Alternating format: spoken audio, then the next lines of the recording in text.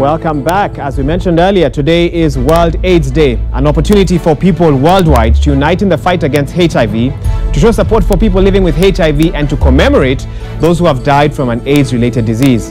Founded back in 1988, World AIDS Day was the first ever global health day. The day serves to remind the public and government that HIV has not gone away. There is still a vital need to raise money, increase awareness, fight prejudice, and improve education. Closer home, it is worrying to note that statistics from 2016 indicate that 97 people get infected almost daily.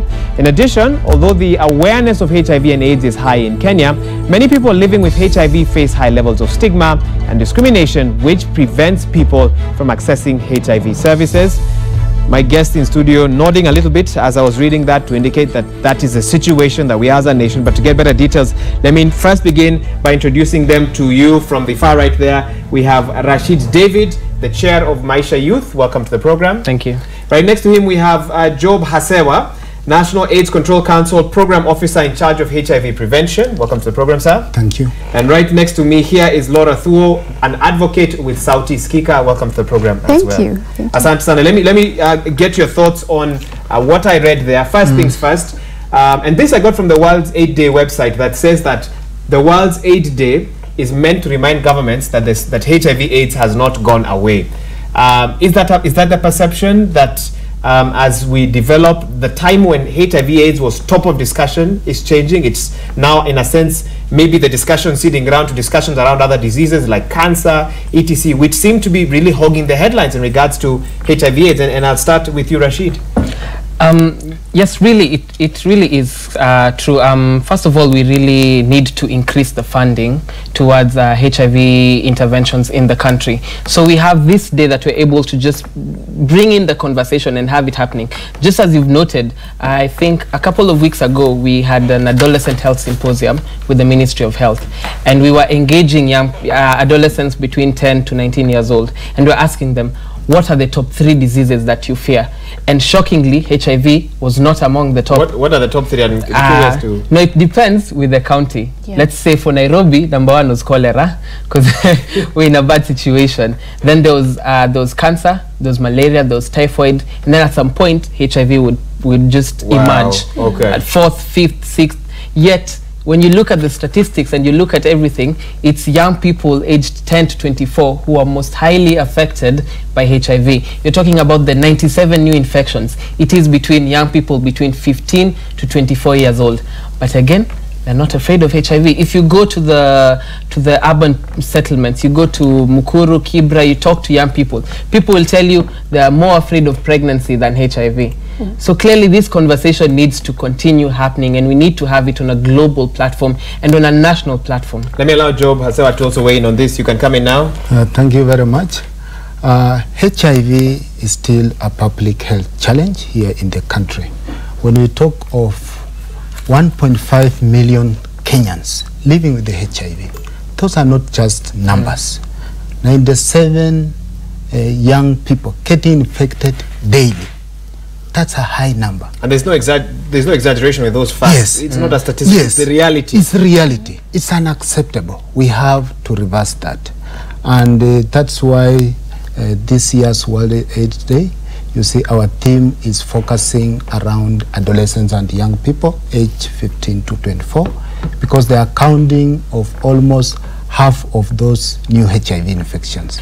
And that's why we have with them here in the studio. We can no longer lead the campaign. It's them to lead. We have just to support them so that they can reach their peers with the information to access HIV testing, to access HIV services, including condom, PrEP, and even abstinence, which still work. So our focus right now is to ensure that we scale up our interventions to reverse these new HIV infections and reduce stigma and discrimination. Okay, thank you, Job, for that. I will come to you, Laura, shortly to get your thoughts. Laura Thuo, an advocate with Sauti Skika, will be sharing with us in just a bit. But for now, let's cross over to Mombasa County, where at the moment the Transport License Appeal Board is sitting down to give guidelines on the transport industry. I'm told that Dick Waweru, the chair, is speaking now. Let's listen in. An educationist and businessman from Northeastern Province, Madam Beth here, a lecturer at the university, at Moi University, and Professor Kelly, who is also a board member and Dean of Law at the University of Nairobi. We have other experts here, but our main aim of coming here is to look critically at rules and regulations that will bring better ways of dealing with our mandate. We are appointed as a board by the Minister for Transport and by the Minister for Transport to deal with the issues or disputes that arise from NTSA, National Transport Safety Authority. We are like an oversight body that deal with issues or with them or anybody aggrieved by decisions made by NTSA. So our main purpose is to look again and develop what will be easily consumed by the our stakeholders. In our duties, we deal with Matatu SACCOs, transport companies, individuals who are aggrieved by NTSA, so our vision is our board to be a board of excellence in transport licensing dispute resolutions. As I have said, mostly we deal with the SACCOs. You have seen in the past where, you know, NTSA decides to stop on Gata-Rongai line, and we come in and save the situation. We have been on for the last more than 1 year, and we have done over 60 cases. Out of the 60, the NTSA have been able to win only 4 cases, meaning that surely there was a reason why we were appointed. I want to tell all the Matatu people, all the SACCOs, we are appointed to help them or to smoothen the transport industry.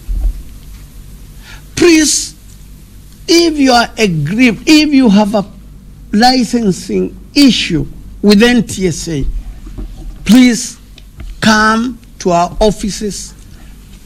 We are situated at Transcom House in Nairobi, but when we get cases in Mombasa or other outside towns, we go there and deal with the cases in the courts of that area. We don't want to inconvenience our people. We are paid, sorry to say that we are paid by the government, so we don't need bribes. We have come to streamline. And as I introduce you to this board, these are people of integrity, high, outstanding characters of this country. So don't think that there will be anything fishy. We shall quickly help you to get your right, and that's why very soon we are also going to start sensitization all over the country. And don't worry, we shall understand the language you talk. You talk in Kikuyu or Kiembu or Kijaruo, we have our own interpreters. We shall be listening to you, and we shall deal with your case that way. So today, also later on, Chief Registrar will join us here because, you know, after being appointed by the Ministry of Transport, we were seconded to the judiciary so that we have judicial powers. And we are working well, and that's why the Chief Registrar A little bit about what's going on in Mombasa County. You've had your chance to listen in as the Mombasa Transport License Appeal Board gives guidelines to the transport industry explaining how they'll be working, that they will not allow corruption to interfere with their work in any way, and that they're willing to speak any language. An interesting statement there, nevertheless. Let's now take you to Nairobi University, the venue for county celebrations regarding the World AIDS Day. We know that the chief guest that will be expected there a bit later on, CS Health, Dr. Cleopa Mailu, the PS in the same ministry, Mr. Julius Korir, and of course Nairobi Governor Mike Mbuvi Sonko are the chief guests at this function. This is where Nairobi will be celebrating World AIDS Day. Today, of course, the theme for Nairobi this time round will be, or for Kenya rather, Step Up for HIV Prevention, Youth na Plan. But the global theme will be Right to Health that UNAIDS has set as the global theme for World AIDS Day. So globally, Right to Health is the focus. And of course, I'll be engaging my guests about why those two themes. But locally, when we're talking about Kenya, the theme for 2017 is Step Up for HIV Prevention, Youth na Plan. And maybe, Laura, that's where I can start from. Let's look at those two themes. Right to Health, globally, that's the call. Locally, Step Up for HIV Prevention, Youth na Plan. Where do you think the thinking for these themes came from, and do they address where we are right now as a country, Kenya, and of course globally as well? Well, basically about the theme, I think HIV prevention is a theme that Kenya should be looking at currently, because young people are the drivers of the epidemic, and basically we want young people to have a plan in life, you know, basically, and to be able to prevent HIV generally as the drivers of the epidemic. Okay, and when you look at globally, Right to Health, I think you've also touched on that as well. I can give you a chance, Rashid, to also weigh in on the same, your thoughts on those themes. And do you think would you have proposed a different theme if it was up to you? No, really, if you think about it, the themes sort of intermarry. First of all, the global theme is Right to Health. Help us to see that convergence. Yes, the global theme is Right to Health. We're saying that young people really need to, young people have the right to get these health services. So we're trying to advocate, and we're trying to push for that. We're trying to push that we can increase access to services for the young people. So then we bring it to the Kenyan context and we say Youth na Plan is now us young people getting the plan that best works for us. A lot of the times, for a long time, it has been we go to all these seminars, conferences, or any service that is being provided, and young people are given, this is a plan that we think can work for you, and it doesn't reiterate. So was there a plan? And then they give it to the vijana. And a lot of the times it does not reiterate with the young people. Yeah. So now we're saying it's Youth na Plan. Youth coming up and just bringing out what it is that they feel are the best methods that they can take, or the best interventions that speak to them and work for them. Okay, we have some statistics on what's been happening, on where we are as a nation in regards to HIV/AIDS. We'll keep putting those up on the screen for you to take a look at as soon as we have them. But let me now come to you, Job. Last year, a report came out showing that Kenya had the fastest growing number of HIV infections in sub-Saharan Africa. I think you've all seen it in the last decade. It shows that between 2005 and 2015, the number of new HIV cases grew by an average of 7.1% in Kenya, one of the highest increases in the world. And I have the references as well in case anyone has any questions. Number one, again, sometimes with studies, you need to ask if they've been exaggerated. So I'd like to get clarification from you. Can we say that from your work, you've seen this actually happening? And secondly, why? Why Kenya? You know, why would such a report really show that this is happening in Kenya? What makes our population different, that we have the highest, or the fastest growing number of HIV infections? Thank you very much. As a country, we have made good progress in HIV response. In terms of new HIV infections, when you look at our statistics, as a country, we use the HIV estimates and also the population-based surveys, which are also used in other countries in the region. Okay, do they tally with this, or is that at some They don't, because they don't. Yes, why? When we look at our estimates for 2015, we had 88,000 new HIV infections among adults age 15 and above. The new HIV infections have reduced to 77,000. That is in 2015. Then in 2016, now we are at 56,000 new HIV infections for ages 15 and above. There's good progress in the reduction in new HIV infection. The only challenge, as I mentioned earlier, is among adolescents and young people, age 15 to 24, because they are accounting of almost half of these new HIV infections. When you look at 2015, they accounted for over 51% of new HIV infection. 2016 is 46% of those new HIV infections. So that's why you see even our theme this year is focusing on these adolescents and young people. And that's why we have them here, so that we put them at the center of the response. We normally say there's nothing for any population without them. So that's why we need them to ensure that they reach their peers with information and also access to services. Do you want to respond before we go to Uasin Gishu? No. Not for now. I thought you were gesturing to me. Let's now take you to Uasin Gishu County. John Wanyama, we know the CECs from that county are being sworn in today. Can we listen in now or get an update from John Wanyama?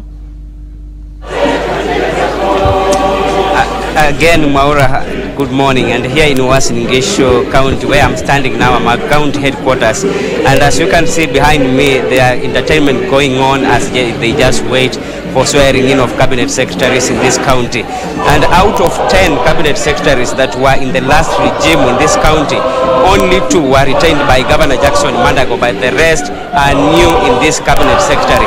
With me here, I'm the county secretary, maybe to shed light to us what is happening here today, how many are they swearing in, and maybe why did you, my first question to you, cabinet secretary, why did you maybe release a lot of CECs to go home and you are only retained 2?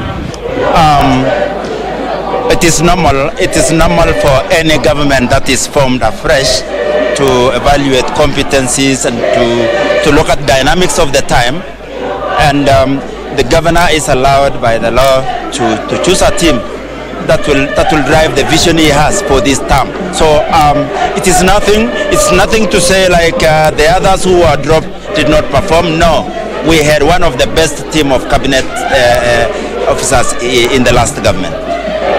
Maybe how many are they? Do we have new? Are they all new, or as we had reports that only 2 were retained out of the cabinet secretary? In the formation of this government, we have retained 2 county executive officers from the previous government. We have promoted 1 chief officer, and we have 7 new blood. Governor Jackson Mandago, in the last time when he was campaigning, he was very tough, especially on the county employees, that some were really not working. What are you now going to ensure that this one they give him legacy as he move out? We were forming government for the first time the other time, and I will agree with you that we have some experience. We know what we want more. We know now we have continually, if there is a county government that has invested in training of officers, training of directors, training of chief officers, training, it is this county government. This time round, we want to beat every deadline on the dot, because that it is what has informed this election. We want to move with speed. We know there are other adults that prevent us, including approvals by county assembly, control our budget, of other things that are outside our control. But for us, we are saying the issues that are within our management, we are going to make them seamless. Okay. Yes, thank you very much, Cabinet Secretary, talking to us. Mwaura, the thing is that Governor Jackson Mandago said in the last election that whatever he's going to ensure is that those people who will be chosen or who will be given the mandate to work for the people of Uasin Gishu, he will ensure they work tirelessly to deliver for the people of Uasin Gishu. And he really sounded a stiff warning by that time that he will not give any chance for any person who will be coming in the county maybe to play with the public money and come and just do his or armchair job. So from here, Waiga Mwaura, you can see everything is set, and what you are waiting for, the nominated CECs are already seated here. We are just waiting for the governor to walk in any time from now, so that the process of swearing in can begin any time from now. Otherwise, Mwaura, from Uasin Gishu County, is that Jackson Mandago is very keen on ensuring that as he serves his last term as a governor in Uasin Gishu County, he's very keen to ensure that he goes out with a good legacy. So he's very much keen on the projects that he's really starting, so that they can give him a final legacy as a governor, of the first governor of Uasin Gishu County. Mwaura. Thank you, George Wanyama, for that update. We can hear a lot of music, and we can see some dancing behind you, but we expect any minute now that once the governor arrives, that the CECs can then be sworn in. Thank you for giving us a preview of what will happen there in the next minutes or so. We carry on with our discussion now here in studio. For some reason, we always seem to take a break when Laura is about to speak, so maybe let me come back to you now to pick up on what we've spoken about with him. What needs to be done to counter new HIV infections in Kenya, even as you respond to what he said before we crossed over to Uasin Gishu? Basically, I think that new infections need to be curbed through breaking the barriers to testing, breaking the barriers to HIV prevention, like acquiring condoms and acquiring other interventions like PrEP and PEP. So those barriers need to be broken. What are some of the barriers to testing for some viewers who may not know exactly what you mean? Basically, like is it about access? Yeah, access. Sometimes you find that young people are afraid of going to the facility to get tested because of lack of youth-friendly services. You go to the facility and find a very old nurse, that you can't relate with and you cannot share your issues with. So it becomes a barrier to testing. Okay. Yeah. Okay. And let me come back to you as well, Rashid. Do you agree with that? Do you have more to add in the same regard? I totally agree. Also, the whole aspect of stigma and discrimination happening in some of these clinics, especially in the community. You go and then you find your mother's friend is there. You cannot get tested. But I think also to curb the new HIV infections, I think there are three things that need to happen, or let me say two. First of all, we need to continue engaging young people in the response. Young people are the ones affected, and young people are the ones who can come up with the interventions and innovations that can work for them. I think the whole idea of social media and the connectedness that it has brought to us, then I think with young people we're able to tap into that in order to bring in messages about HIV prevention, HIV awareness, talking about positive living, adherence to ARVs. And then secondly, the whole aspect of engaging parents, teachers, caregivers, because these are the people who have influence and a lot of power over young people. They're the people who can really twist that conversation and tweak it in the way we want it. So if we're able to engage them and bring them to the table and show them that this is what is happening, so we need to start talking about it, then we can start seeing that shift going way down for the HIV preventions amongst young people. Okay. Job, let me come back to you. A study conducted in Kenya and published in the online edition of the AIDS Journal says there's an urgent need for affordable third-line antiretrovirals. Help us to understand, first of all, difference between third-line, first-line, second-line antiretrovirals, and then now just let us know of the three, or if there are more, where the priority should be for our nation at this time. So just help us to understand that. Okay, thank you very much. As a country, we are implementing test and treat. Test and treat. Yes. Okay. Which means anybody who tests positive, regardless of your CD4 count, you are started on treatment immediately. And treatment in the country is free. Which was actually one of my questions. Yes, it's free. So you access free treatment when you test positive, regardless of your CD4 count.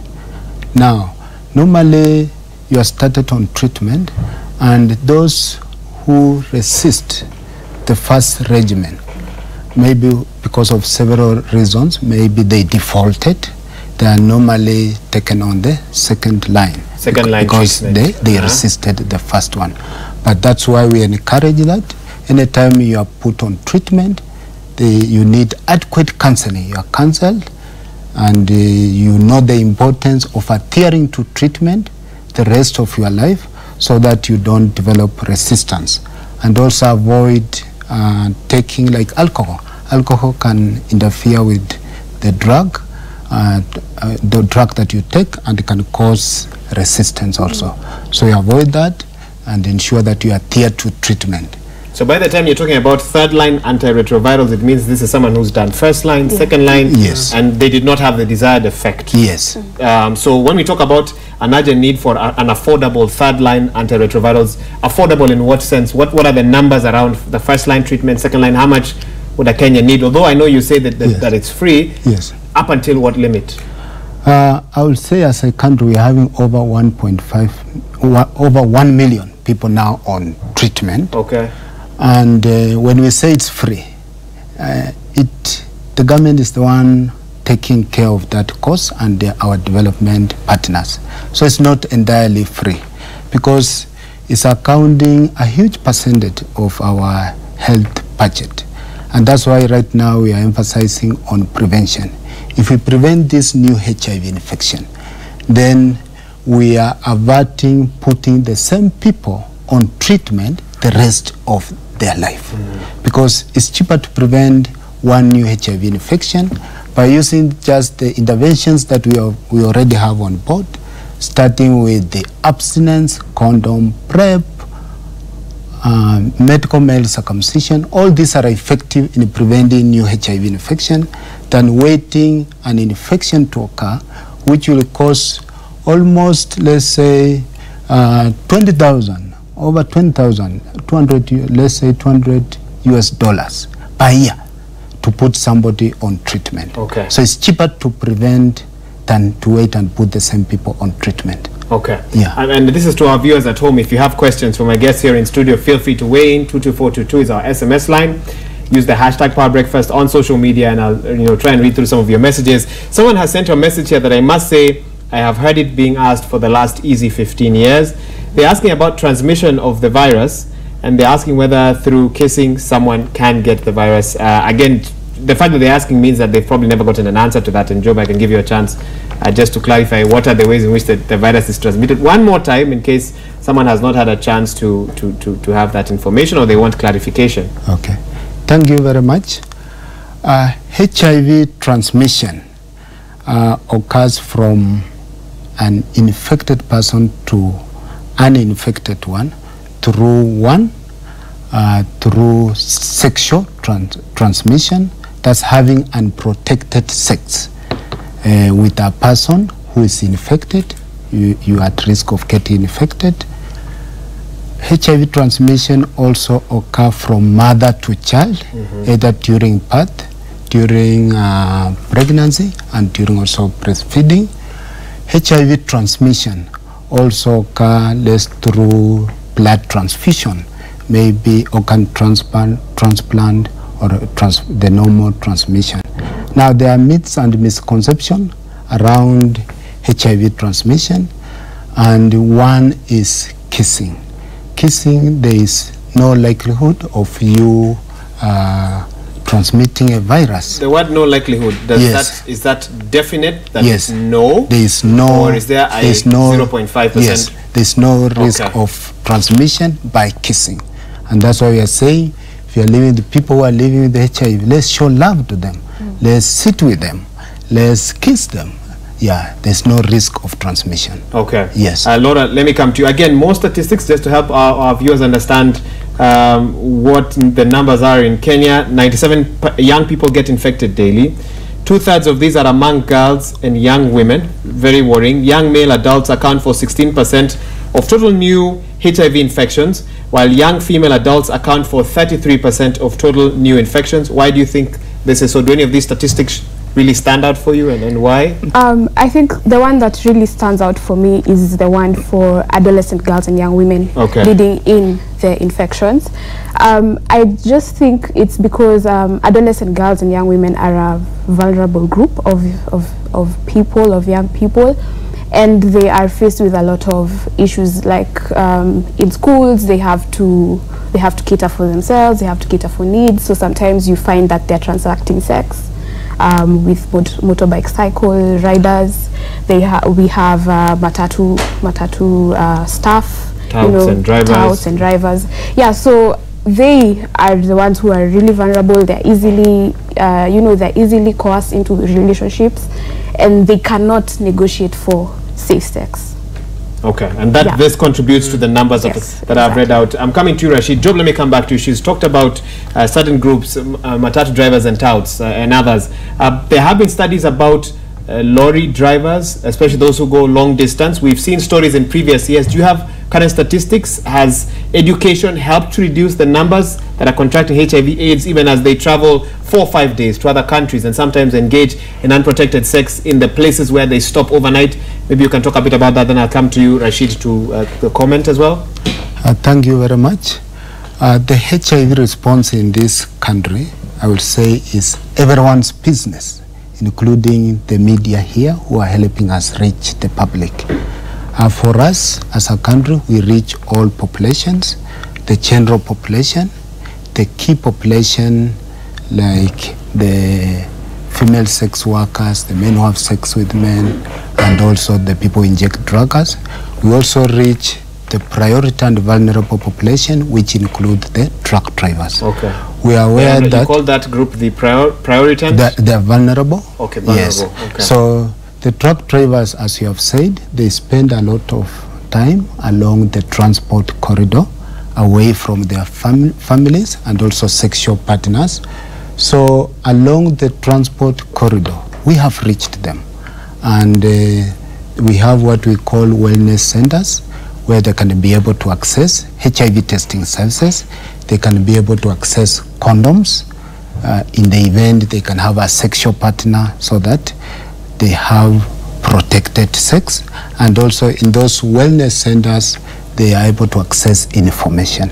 So the truck drivers are also reached in our HIV response, even when they cross the border.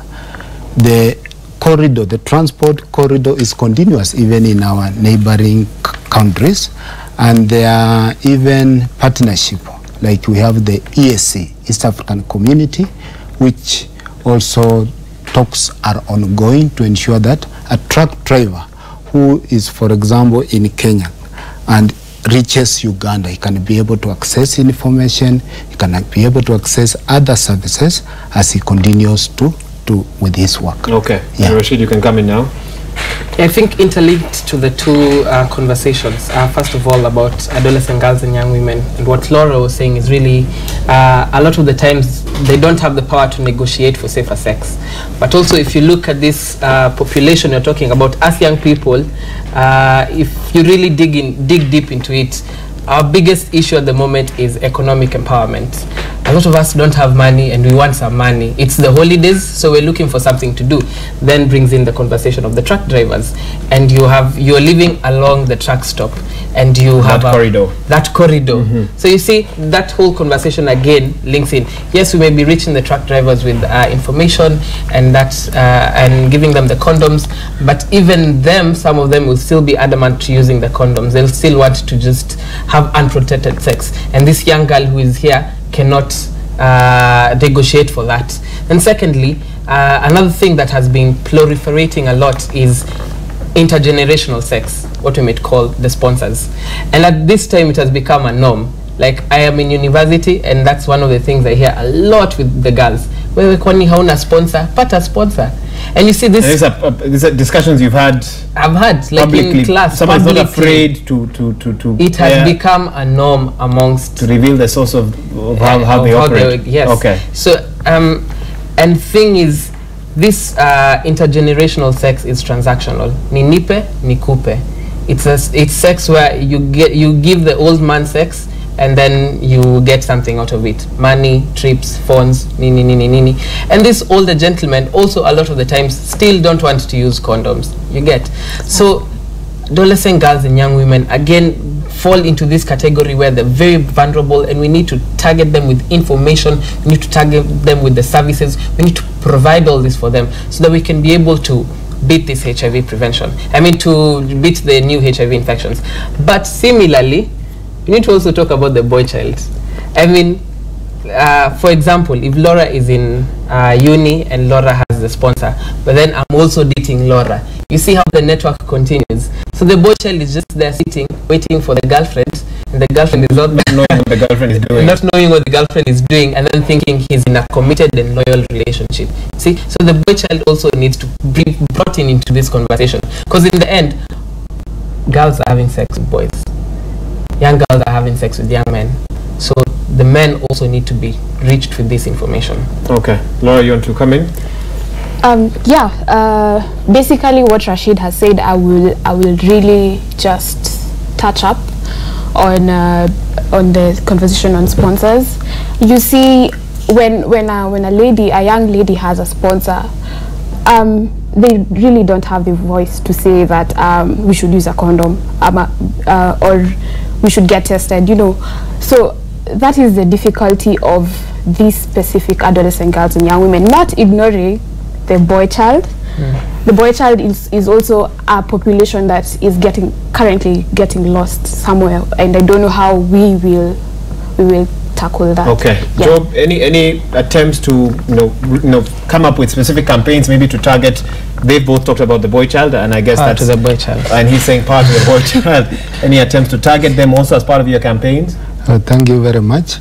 As you can see, the way I said, for the HIV prevention response to be effective, we have to look at all perspectives, empower these young people, because they have mentioned a very key issue. This girl who is not using a condom is because she's not empowered, first, to negotiate for safe sex. Two, she's not empowered economically to be able to maybe not to engage in that relationship. So what we are talking for us, we also look at structural interventions, like for example interventions which will be able to keep these girls in school. Because if you keep these girls in school, you reduce their risk of being vulnerable outside there and engaging in early sex and putting themselves at risk of acquiring HIV. And they have rightly said we should also not leave the boy child behind, because also boys are vulnerable, and that's why for us we are targeting all these populations. We know the girl is more. 2/3 of these infections in age 15 to 24 is among the girls. But these girls are also having boyfriends who are also at risk. So that's why we are targeting all of them to ensure that we are effective in our response. Okay. We don't want to leave the boy behind. Okay. Then 2 years ahead, the boy becomes more vulnerable now than the girl. Okay, our time is almost up, so I need to go through this very quickly. 2 viewers have sent in 2 questions that you can maybe help us to answer. Someone is asking, how long should a person stay on stage 1 antiretrovirals while on treatment? I hope you understand that question. And the second one is it safe for a HIV positive mother to opt to exclusively breastfeed her baby without infecting him or her? If yes, what measures should the mother take? I don't know if you feel confident to answer those. Go ahead. Okay. Thank you very much. So the Ministry of Health recommends for exclusive breastfeeding for the first 6 months. 6 months? Yes. Exclusive breastfeeding. That means there's no food given during those first 6 months. And what we are saying, during that time we reduce, because the baby's tissues are still so soft, and if you give hard food, you put the child at the risk of having ulcerations which can put them at risk of acquiring HIV. So we advocate for exclusive breastfeeding. Let the best starting point is the mother to deliver in a health facility. When they deliver in a health facility, to be screened for HIV. Those who are positive will be put on treatment to prevent them transmitting the virus to the child. Okay, and the other question was, how long should a person stay on stage 1 treatment? Or is that a question that you'd answer case by case? I don't know. Case by case, because we normally say when they are resisting, when there are cases where a client has resisted, has shown resistance, is when they are given the second line, because they are not responding well to the first line treatment. Okay. Yes. And as we wind up, Rashid, Laura, a parting comment from each of you. World AIDS Day, what would you like Kenyan youth to be aware of, even as we mark this day? Let's start with you, Rashid. Yes, thank you. Really, it's just the 3 messages we're trying to push. Number 1, it's on our t-shirts. Keep calm and get tested. Just face I don't know if you can face the camera so that it can come out clearly. Yeah, so keep calm and get tested. We're saying we need young people to know their status, because a lot of these young people are walking around the streets. They don't know the HIV status, and that's also adding up to the whole increase in the new infections. So testing is like 5 minutes and you're done. And right now we have an innovation where you can do self-testing in your house. Just go to a pharmacy, you procure the self-test kit. It has all the... You can get it in any pharmacy? Any pharmacy, yes. Most Pharmacies, yes. Across the counties? Yes. Yes. Okay. And it's, I think, only 800 shillings, if I'm not wrong. Yeah. So you procure the self-test kit, has all the instructions, which you can just do the test at home, and then immediately go to a health facility for further treatment and counseling. Secondly, we're talking about condomize, usi compromise. Really, just using a condom, because condom, we try to sell condoms for 2 things. It's a dual purpose method. 1, it prevents from HIV and STIs, and then secondly, it prevents unintended pregnancies. So really, it's one of the best methods that we can use. It's quick, it's easy, and it's the best, basically. So number 2, condomize, usi compromise. And then number 3, we're talking about love me no different, and that message is for all the young people out there who are living positively. It's for us to show them love, to show them support. It's to kick out stigma and discrimination. And then finally, it's to invite, to invite everybody to the University of Nairobi, where our celebrations are continuing. In the evening, we'll be having like a concert. So that's going to be fun. That's going to be fun. So people should come through. I will just add to what Rashid has said. After you get tested, especially, I know sometimes the point of after testing and you're tested positive, you're like, where next, what next, you know? A very scary experience. Yeah, it's a very scary experience. So I would just give hope to the young people out there that there's a lot of support around you. Like basically at Sauti Sikika, that's all we do with young people living with HIV. So how can they reach you if they're watching and they're thinking, I need to get some help? We have a website, sautisika.or.ke. Okay. So you can get us on our website. You can get us on our social media platforms. That is Sauti Sikika. And basically, if we want to eradicate stigma, we have to start with ourselves. Yeah. Okay. So we have to be the agents of change. We have to be the people spreading the message of love and spreading the message of non-stigma. Yeah. And I also wanted to add. It's okay. I think you've said the most important things. Job, even as we wind up, some would ask, 34 years after HIV/AIDS was diagnosed, I believe it's 34 now, you can correct me, there is still no cure.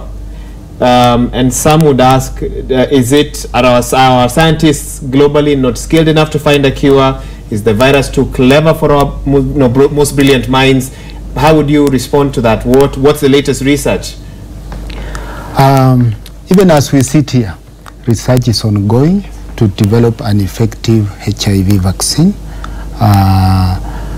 As the globe, we can say, or as a country, there's good progress. There are vaccine trials even ongoing right now. But before we get an effective vaccine, the way I said earlier, as a country we have made good progress. We have test, treat and start. So anybody who tests positive, there is hope. You call for free treatment, access treatment, which you can be able to live normally as anybody else in the population. Something else I would like to add, yes, is that World AIDS Day is not only being commemorated here in Nairobi County, it's being commemorated in all the 47 counties. Okay. So young people go there. We are offering services, HIV information, testing, get to know your status, access condom, and also other services including male circumcision. Thank you so much. That was Job Hasewa, National AIDS Control Council Program Officer in charge of HIV prevention. The gentleman to the far right there is Rashid David, a chair with Maisha Youth, and the lady next to me, Laura Thuo, Sauti Skika, an advocate with that group. Thank you so much. Really a lot to learn about HIV/AIDS on World AIDS Day, and of course you now know how you can get more information, and whichever county you're in, you've been assured that there is a celebration happening somewhere near you. Go and get more details. Now we need to cross over and bring you some live pictures now from Makueni, I believe, where CS Eugene Wamalwa, Ministry of Water and Irrigation, is going or has been part of just visiting the Thwake Dam or getting the process started, because we know that the government has given a Chinese firm the go-ahead to start construction of phase 1 of the Thwake multipurpose dam after months of controversial tender war at the Ministry of Water and Irrigation. Here CS is talking to the governor, Kitui County, Charity Ngilu, who is of course one of the governors whose county will benefit, be involved in this whole project. We also expect Makueni Governor Kibutha Kibwana to be there as well, and we'll be bringing you those images as and when we get them. Now, the first phase of this project, jointly funded by the government and the African Development Bank, will take 56 months to complete, and the contract to construct the dam will be on the border of Kitui and Makueni counties. It was signed recently between the ministry and a Chinese construction group to the cost of 36.9 billion Kenya shillings, at least. That's what we have in terms of the phase 1 of this project. And just to give you a few more details in regard to this, this is a public participation exercise in Wote. On the 15th of November, the deal was signed. The total project is 42 billion Kenya shillings. 36.9 is the value of construction, while 6 billion is what will be used for compensation. 80% of compensation has already been paid. And apart from the two governors that we can see Kibutha Kibwana there, Governor Alfred Mutua was also expected in this meeting, and 10 members of parliament as well. So that is a little bit about what is happening in Makueni, Wote, and for further details after this public participation exercise, you will get them in our subsequent bulletins. Well, we take a short break now. When we return, Brian Okoth is on standby. When he's not managing edaily.co.ke, he is telling us the latest in terms of social media trends. Brian will be up next with the latest from the digital media space. We'll be right back.